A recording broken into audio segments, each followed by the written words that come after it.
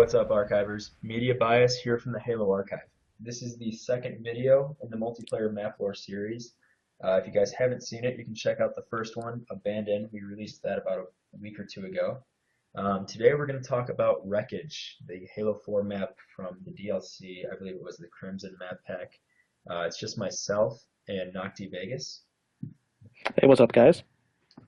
And yeah, so today we're just going to talk about Wreckage. Upon first glance, when I first jumped into this map, I kind of thought it was essentially nothing more than just a random pile of,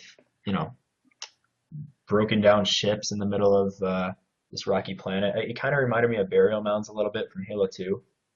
You remember that one? That was one of my favorite maps. Yeah, that's pretty good. Had all the flames falling down in the background and desolate sounds. Oh yeah, and you could actually get outside of the map. It was really cool. Anyway, but for Wreckage, I didn't really think there was too much behind it at first, other than I just thought they were just trying to make, a cool gameplay map, which I mean it is, but upon second glance, if you look out, you see these giant forerunner tower-like constructs, and they're kind of moving around. There's these giant beams shooting out of them. Did you notice those at first, Nocti? I saw them in the gameplay when in the trailers and stuff, but aside from that, I was just like, "Ooh, shiny stuff."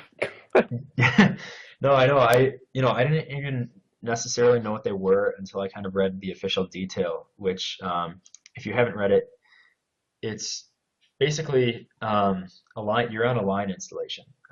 Specifically, they say 9 to 12.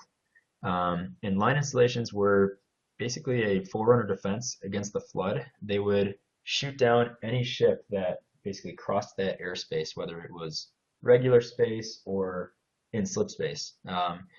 And this was that they were actually set on the Maginot Line, which was that basically that defense threshold that they made in the middle of the galaxy to keep the flood out. It was kind of like their front line, if you will.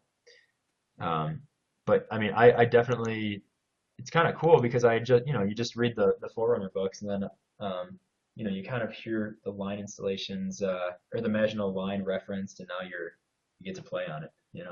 Yeah, definitely. It's Um, also nice to see it in Bloodlines as well. yeah, that is true about in Bloodline there is the line installation 1 to 4, like you said. You want to kind of elaborate on that? I know you know a lot about that. Well, basically the comic was released. I don't even know, a few years ago.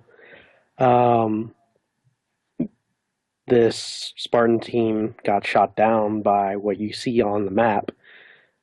Basically, those giant beams of energy. They can not only shoot into regular space, but also slip space. So, like when they start going from one planet to another, and if they cross that certain line, they're going to get shot down and marooned on that moon, which is obviously what's happened to all these ships that we see on the map.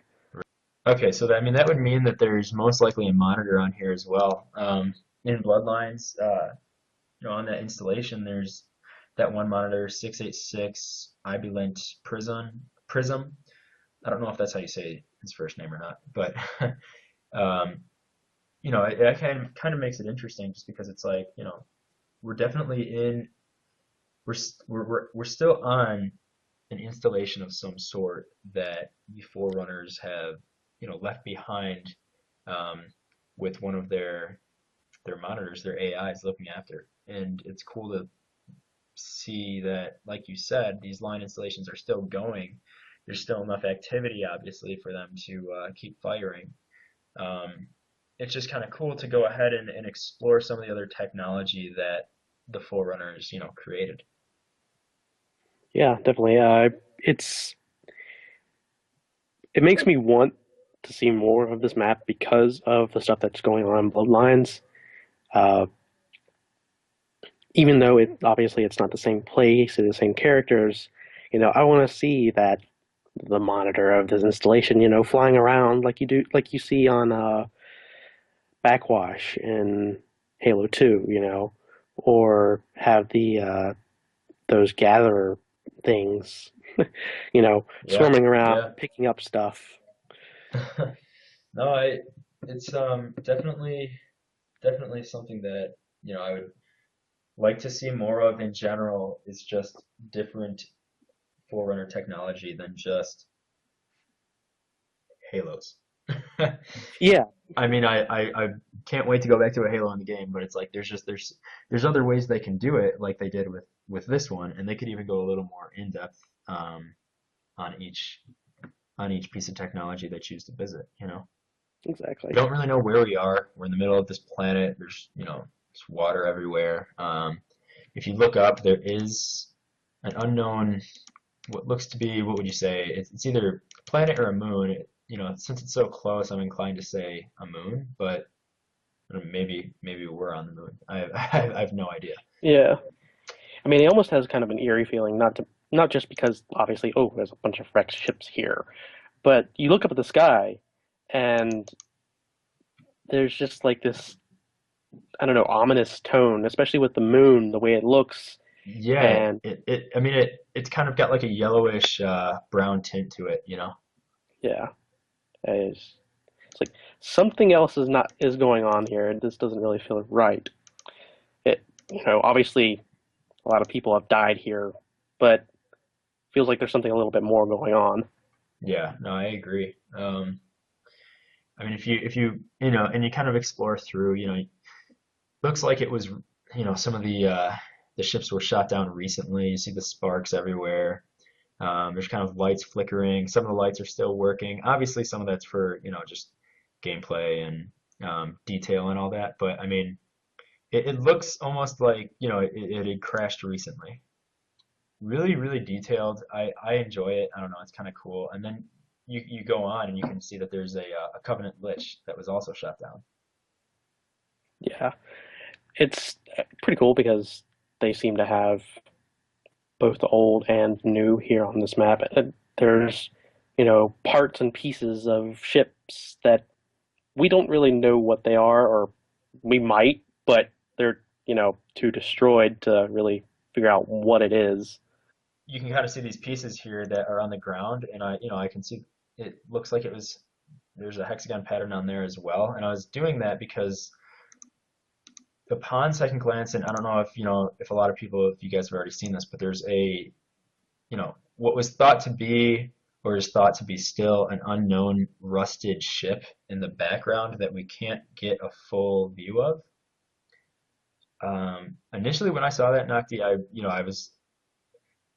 had no idea what it was. You're like, oh my god, what is that unknown species? Yes. Yeah, exactly. I mean, that's what I was hoping. I'm thinking, oh God, the ship in the Halo Combat Evolved Anniversary terminals is back, or so. I mean, Yeah, yeah. it doesn't necessarily look like that almost at all. But I was just kind of hoping it was something along those lines Like a initially. reference to it or something, yeah. Exactly, exactly. And I mean, as far as I know, I've never seen a Covenant ship rust.